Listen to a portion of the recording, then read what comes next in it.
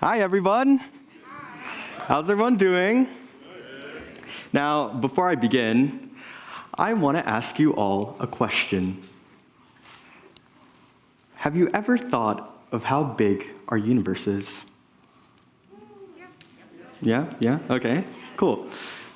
When I think of the universe and the size of it, I think that it's really big. And we live in a world where there are infinite possibilities where anything can happen. But with that being said, those infinite possibilities can only happen on a floating rock in space we call home.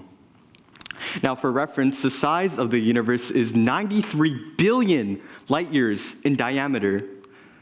To put that in perspective, that's 1 septillion Earths in size.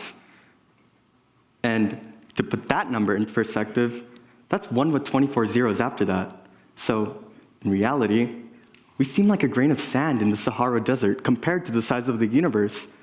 So in a world with infinite possibilities where anything can happen, how do we dictate the rest of our future? It's a philosophical question. Now, there's always the cliche of appreciating everything you have and everything around you. That isn't necessarily wrong. The problem is that we've heard it so many times that it lost the effect. It's just become redundant. Everyone has something they take for granted. I mean, I'm not going to sit here or stand and say that I have taken everything that I know and I've just appreciated it. But with how vast our universe is, I began to appreciate the smaller things in life, the little things, you could say. Now, the little things in life aren't about, the chairs, the pencils, the papers that we use. No, none of that. But I think that the little things in life are, for example, the comfort meal we get on a slow day.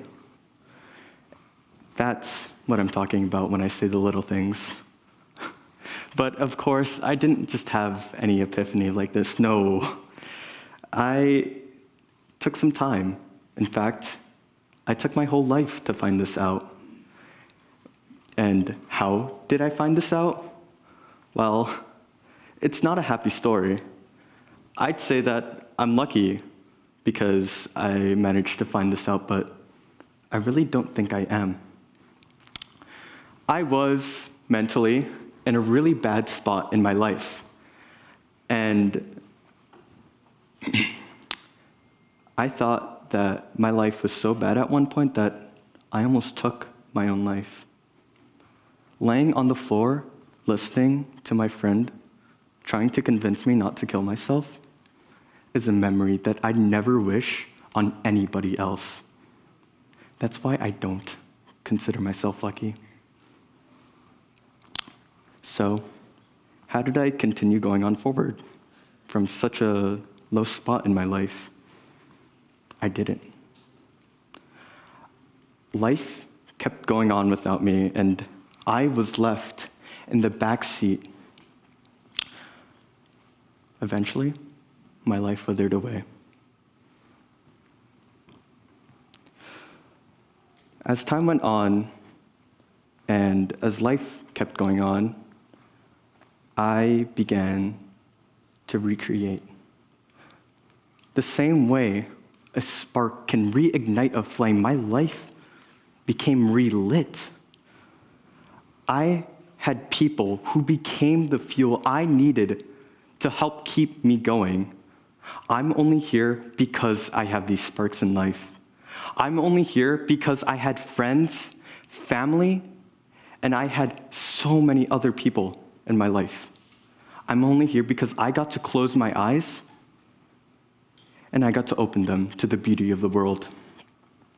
I'll never forget those people that managed to pull me out of rock bottom, because they are the people who became my fishing rod, the people who reeled me out. I wouldn't say I'm lucky for that reason, but I would say I'm lucky because I won the grand jackpot, life. Now, with how vast our universe is, I could keep repeating that over and over and over again, but I think you all get the point. We live in a really big universe, right? But I think that the preciousness comes from how small we are compared to it. Because of how small we are, it forces us to realize that we only have each other to rely on. So, when I realized that, I began to experience life at its fullest. I managed to hit rock bottom and reeled back to the surface, but I've already said that. How about another thing? I went downhill, but I couldn't realize how beautiful the sunset was when I came back up. And Marcus Aurelius says it best. Think of what a precious privilege it is to be alive, to breathe, to think, and to love. That is the most valuable thing that one could ever hope to experience. Now, I also really like SpongeBob. That might seem a bit unrelated, but it's one of the little things in life I got to experience. And from SpongeBob, as time went on, I got to learn a little lesson, ironically, from one of the villains in SpongeBob. In the SpongeBob SquarePants movie, there's a man named Dennis. Now, we can't all be as cool as Dennis, but I aspire to be like him. Not a villain, of course, but I aspire to have the persistence of one, being able to keep going, even with all of SpongeBob and Patrick's shenanigans.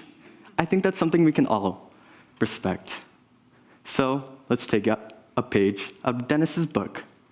Whenever you feel lost, confused, or just simply down in the blues, we can turn those feelings around on itself and say, I've got you where I want you.